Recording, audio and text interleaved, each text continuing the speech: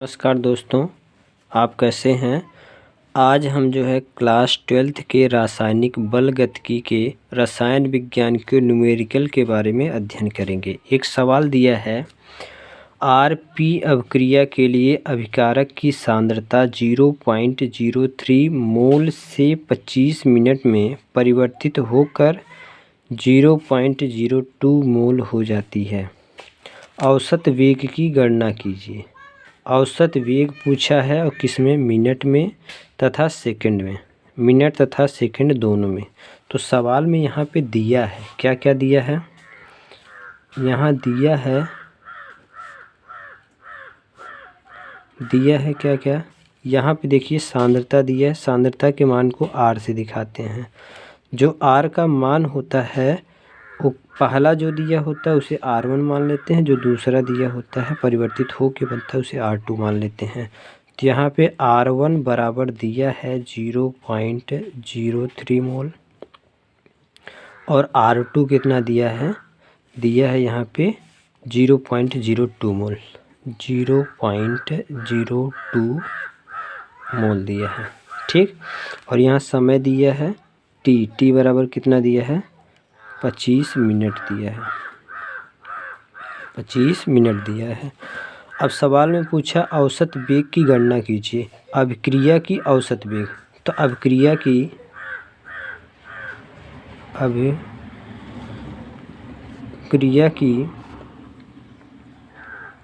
औसत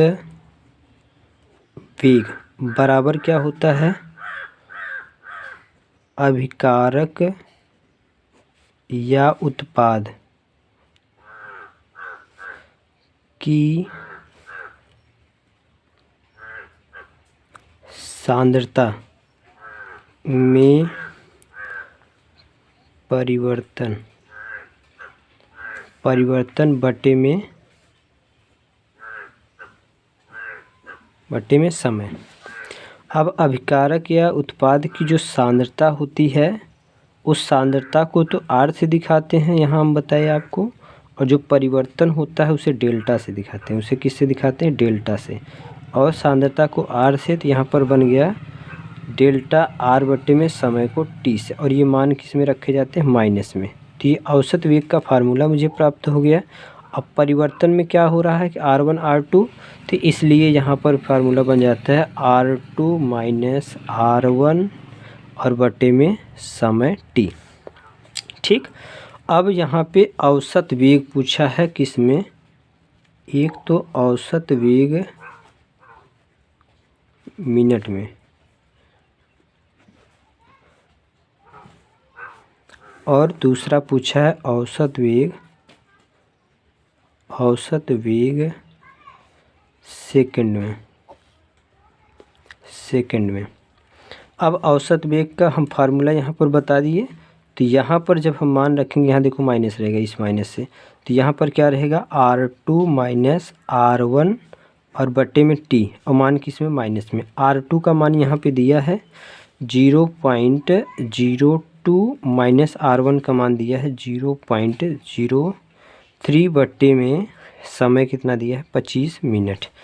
अगर यहाँ मिनट में पूछा है तो समय को मिनट में रखेंगे, जिसमें पूछेगा उसमें रखेंगे। यहाँ हम माइनस रख लेते हैं। अब इसको जब हम माइनस करेंगे तो यहाँ पर आएगा माइनस, और ये संख्या बड़ी है ये छोटी है, इसलिए इसके बीच में माइनस करेंगे तो माइनस 0.01 और बटे में क्या आएगा 25 है तो 25। अब ये माइनस माइनस क्या हो जाएगा, प्लस हो जाएगा। तो जब प्लस हो जाएगा तो ये आ जाएगा 0.01 और बटे में 25। जब हम इसका भाग देंगे इसमें उठा के, तो भाग देने पे आएगा 0.0004। ठीक, अब यहाँ पे देखो दशमलव के बाद 4 संख्याएं हैं, तो 4 संख्या है, तो जब 4 को इस तरफ ले आओगे तो यहाँ होगा 4 गुणे 10 के घाते -4। 4 संख्या क्योंकि लाए हैं, तो यहाँ पे दशमलव के इस तरफ हम ले गए हैं, इसलिए यहाँ पर क्या हो जाएगा माइनस में। और यहाँ मिनट में पूछा है तो इसका यूनिट क्या हो जाएगा, मोल प्रति लीटर प्रति मिनट। ये तो मिनट में हो गए। अब औसत वेग किस में पूछा था, सेकंड में पूछा था। तो हम फार्मूला इसी का प्रयोग करेंगे, तो माइनस R2 माइनस R1 और बटे में T। माइनस है यहाँ पे R1 अभी मान हम रखे थे 0.02 माइनस 0.03 और ये किस में माइनस में, बटे में यहाँ पे समय मिनट में था इसलिए 25 रखे थे, यहाँ समय सेकंड में, तो 25 मिनट है तो 1 मिनट में कितने मिनट सेकंड होते हैं, 60 सेकंड, तो इसमें 60 से गुणा कर लेंगे। तो यहाँ पर क्या हो जाएगा, वही घटाएंगे तो यहाँ पर आ जाएगा माइनस 0.01 और बटे में इसका 25 छक्का 150 और एक 0 1500। यहाँ पर ये माइनस माइनस प्लस तो 0.01 बटे में 1500। अब इसका भाग देंगे उठा के तो यहाँ पर आएगा 0.000066। ठीक। अब यहाँ पे इस संख्या को जब हम इस तरफ लाएंगे तो 1 2 3 4 5 6 संख्या हम इस तरफ ले आ रहे हैं, तो यहाँ हो जाएगा 6 × 10 के पावर -6। ये किस में आएगी, इसकी यूनिट मिनट में थी तो इसकी यूनिट क्या हो जाएगी, मोल प्रति लीटर और प्रति सेकंड। Thank you.